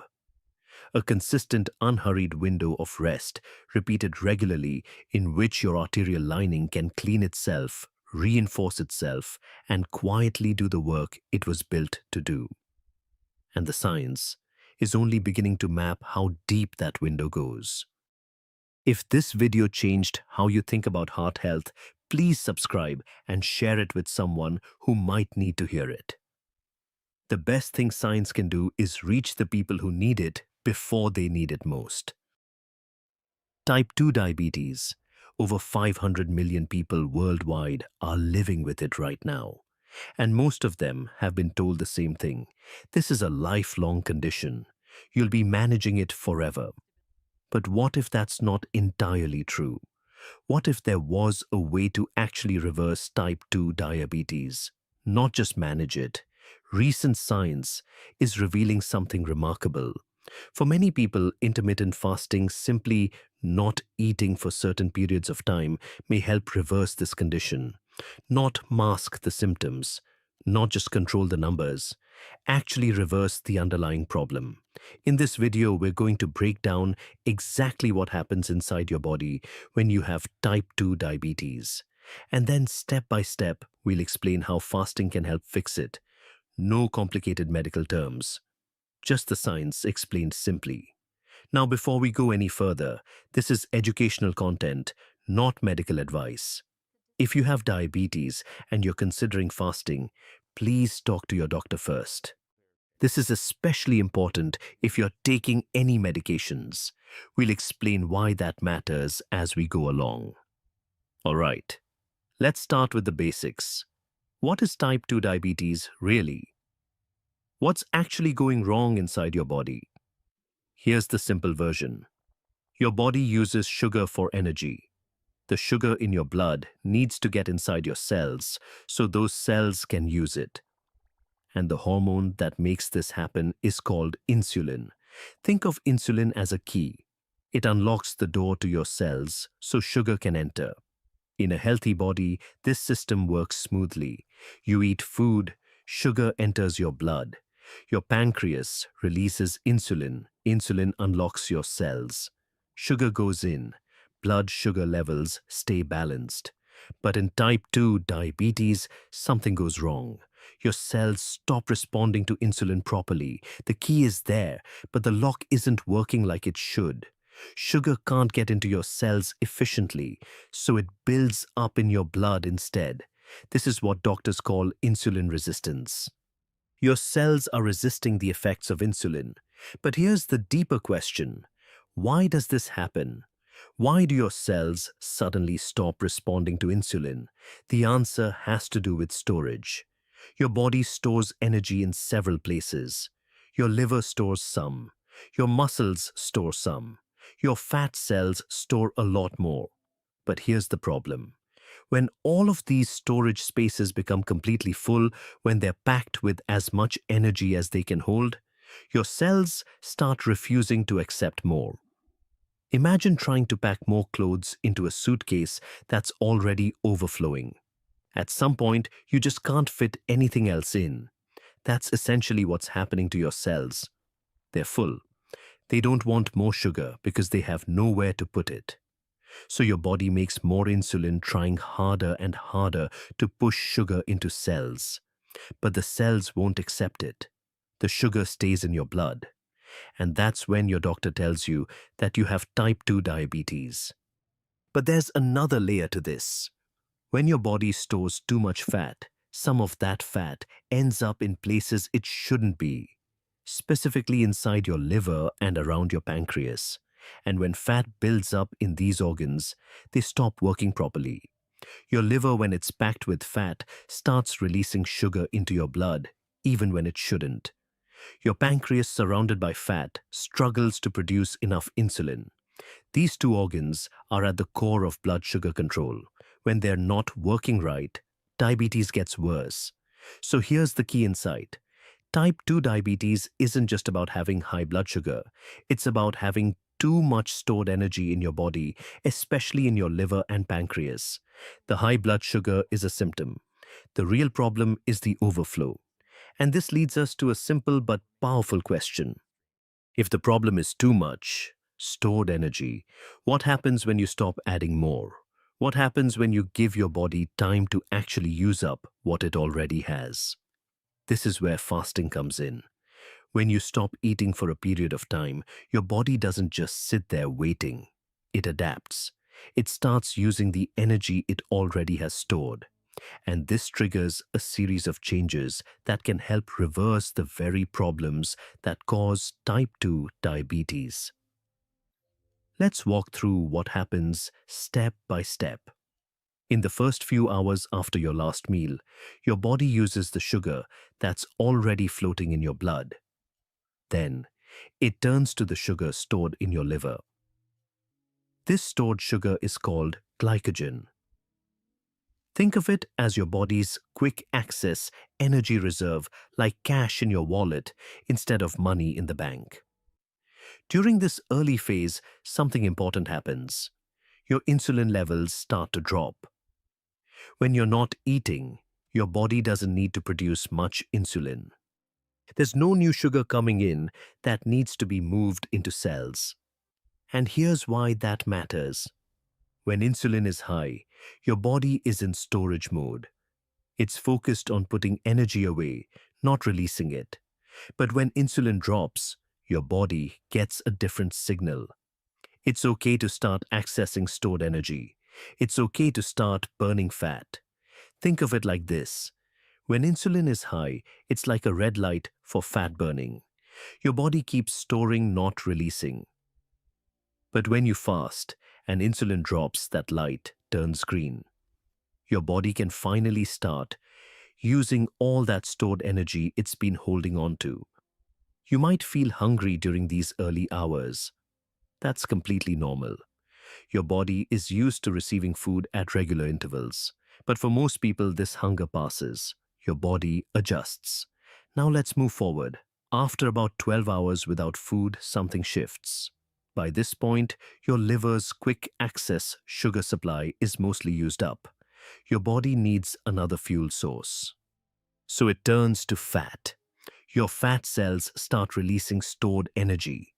Your liver takes this fat and converts it into something called ketones. These ketones become an alternative fuel that your body and brain can use effectively. This is a natural process. Your body is designed to do this. For thousands of years, humans didn't have constant access to food. Our bodies evolved to switch between using food energy and using stored energy. Fasting simply activates this ancient survival system. But here's what's really interesting for people with type 2 diabetes. When you fast, your liver gets a break. It's not constantly processing incoming food. And during this break, something remarkable happens. The fat that's been building up inside your liver starts to decrease. Studies have shown that liver fat can drop significantly in just 1 week of reduced calorie intake. One research team found a 30% reduction in liver fat after only 7 days. Why does this matter so much? Remember, a fatty liver is one of the core problems in type 2 diabetes. When your liver is packed with fat, it releases too much sugar into your blood, even when you haven't eaten anything. This is why many people with diabetes wake up with high blood sugar even though they haven't eaten all night. Their fatty liver is dumping sugar into their bloodstream. As liver fat decreases, this problem starts to correct itself. Your liver begins responding to insulin the way it should. It stops releasing sugar when it's not supposed to. Your fasting blood sugar levels start to improve. Now here's an important point. If you're taking diabetes medication while fasting, your blood sugar might drop lower than usual. And here's the thing. This is actually a sign that the fasting is working. Your body is becoming more sensitive to insulin again, but it also means your medication dose might be too high for your new improved state. This is why working with your doctor is absolutely essential. They can help adjust your medications as your body changes. Never adjust your medications on your own. Let's continue with what happens as fasting extends further. When you fast for longer periods, your body activates a deep cleaning process. Your cells start breaking down old damaged parts and recycling them. It's like your cells are doing a thorough internal cleanup, getting rid of broken machinery and making space for new functioning components. This cleanup process affects your entire body, including your pancreas. The cells in your pancreas that produce insulin have been struggling. In someone with type 2 diabetes, these cells have been working overtime for years, trying to produce more and more insulin to overcome the resistance. And the fat building up around them has made their job even harder. But research has revealed something incredible. These insulin-producing cells aren't necessarily destroyed. Many of them are just not working properly because of the excess fat surrounding them. They've essentially gone dormant. Scientists at the University of Southern California found that fasting conditions can trigger these cells to regenerate. When the fat around them decreases, when the stress on them reduces, they can wake up and start functioning again. This is a profound shift in how we understand type 2 diabetes. For decades, the assumption was that the disease only gets worse over time, that once your insulin-producing cells decline, they're gone forever. But this research suggests that's not always true. Recovery is possible. So fasting doesn't just help you lose weight, it helps your liver heal. It helps your pancreas recover. It addresses the actual underlying causes of type 2 diabetes, not just the symptoms on the surface. Now let's look at what the research actually shows. Because this isn't just theory. Scientists have put these ideas to the test. In 2017, researchers in the United Kingdom conducted a groundbreaking study called the DIRECT trial. They took people who had been diagnosed with type 2 diabetes and put them on a structured low-calorie program. This program mimicked many of the effects that happen during intermittent fasting, particularly the reduction in liver and pancreas fat. The results were striking. After 1 year, 46% of participants, nearly half, were in complete diabetes remission. Their blood sugar levels were normal. They were off all diabetes medications. Their bodies were regulating blood sugar on their own again. The researchers followed these participants for 5 years. And here's what they found.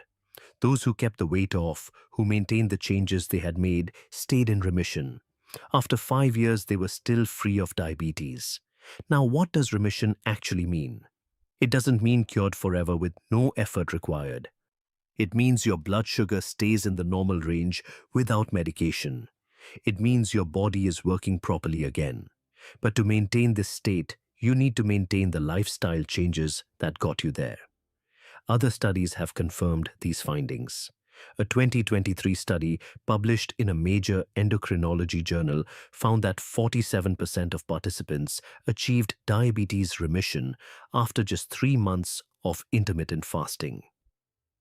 A 2024 study found that a specific fasting approach, eating normally for 5 days and fasting for 2, was as effective as standard diabetes medication for controlling blood sugar. Across all these studies, one factor stands out. What matters most isn't just the number on the scale. It's how much fat you lose from your liver and pancreas specifically. Some people need to lose 15 kilograms to get these organs working properly again. Others need less.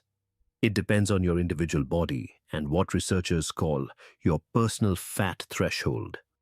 This concept of a personal fat threshold is important. Type 2 diabetes isn't simply caused by being overweight. Different people have different capacities for storing fat safely. Some people can carry significant extra weight without developing diabetes. Others develop it at a much lower body weight. What matters is whether you've exceeded your own body's individual limit. Think about it this way. 2 people might weigh exactly the same. One develops type 2 diabetes, the other doesn't. The difference often comes down to their individual threshold, how much fat their liver and pancreas can handle before things start going wrong. This means fasting and weight loss can help people across a wide range of body sizes. It's not about reaching some ideal weight on a chart. It's about getting below your personal threshold, the point at which your liver and pancreas can function normally again. And here's the encouraging part. You don't necessarily need to lose massive amounts of weight to see improvements. For some people, losing even 10 to 15% of their body weight is enough to drop below their threshold and restore normal blood sugar control. Here's something fascinating. This approach to treating diabetes isn't actually new. Back in 1916, an American doctor named Elliot Joslin wrote the first English-language textbook on treating diabetes. This was before insulin was discovered. Doctors had no medications to control blood sugar. So what did Joslin recommend? Fasting, strict dietary control, giving the body extended breaks from food. His patients, many of whom had been told they had only months to live, survived for years using these methods. Joslin documented case after case of improvement through fasting and dietary restriction. He reported that mortality among his patients dropped by 20% simply through these dietary interventions. Then in 1922, insulin was discovered, and everything changed. Suddenly, doctors had a medication that could directly control blood sugar levels. It was revolutionary. Lives that would have been lost were saved. Fasting treatments were largely set aside as medicine embraced this powerful new tool. Diabetes became a condition to manage with medication, not something to potentially reverse through diet. Now, a century later, we're coming full circle. Modern research is confirming what Joslin observed all those years ago. Giving the body breaks from food can fundamentally change how type 2 diabetes progresses. This doesn't mean we should abandon insulin or other diabetes medications. These medications save lives. They're essential for many people. But it does mean that fasting can be a powerful additional tool. For some people, it might even make medications unnecessary. Before we wrap up, let's talk about safety. Because this matters. Fasting is not appropriate for everyone. If you have type 1 diabetes, which is a completely different condition caused by an autoimmune response, fasting, without careful medical supervision, can be dangerous. If you're pregnant or breastfeeding, fasting is not recommended.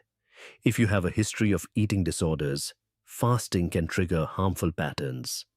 If you're taking insulin or certain diabetes medications called sulfonylureas, fasting without adjusting your dose can cause your blood sugar to drop dangerously low.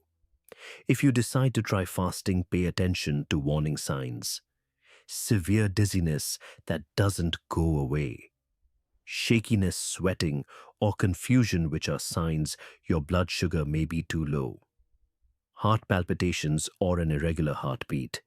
Persistent nausea or vomiting. If you experience any of these, stop fasting. Eat something and contact your healthcare provider. And please work with your doctor throughout this process. They can monitor your progress, adjust your medications as needed, and make sure you're fasting safely. So let's bring this all together. Type 2 diabetes is your body's signal that your energy storage has reached its limit. Sugar builds up in your blood because your cells, your liver, and your pancreas are overwhelmed with stored fat. The system is overflowing. Intermittent fasting helps empty that overflow. When you give your body extended breaks from food, insulin levels drop. Fat starts to release from storage. Your liver begins to heal. Your pancreas can recover. The fundamental problems driving your diabetes start to reverse. For nearly half of people in clinical studies, this has meant complete remission. Normal blood sugar, no more medications, their bodies working properly again. This doesn't mean fasting is magic. It doesn't work for everyone. And it definitely doesn't mean you should stop your medications without talking to your doctor. But it does mean there's hope. Real science-backed hope. Type 2 diabetes doesn't have to be a life sentence. Your body has a remarkable ability to heal when you give it the right conditions. If you found this helpful, I'd love to hear from you. Have you tried fasting for diabetes? What was your experience? Share your story in the comments below. And here's a question worth thinking about. Some doctors still tell patients that type 2 diabetes is permanent. Others point to studies showing that nearly half can achieve remission. What do you believe? Let me know in the comments. If this video helped you understand your body better, make sure to subscribe. We break down the science of fasting and metabolism in ways that actually make sense. Coming up next, we'll explore what happens inside your body during a full 24-hour fast. The biology might surprise you. Thanks for watching. Take care of yourself. You decide to fast. You do it for the right reasons. You want to give your body a break. Let it reset. Let it work without the constant noise of digestion. And for the first stretch of time, things actually feel better than expected. Your head clears a little. Your stomach settles. There is even a quiet sense of doing something good for yourself. A feeling that you are finally letting the body breathe. Then, somewhere around hour 30 or 40, something unexpected happens. Your skin starts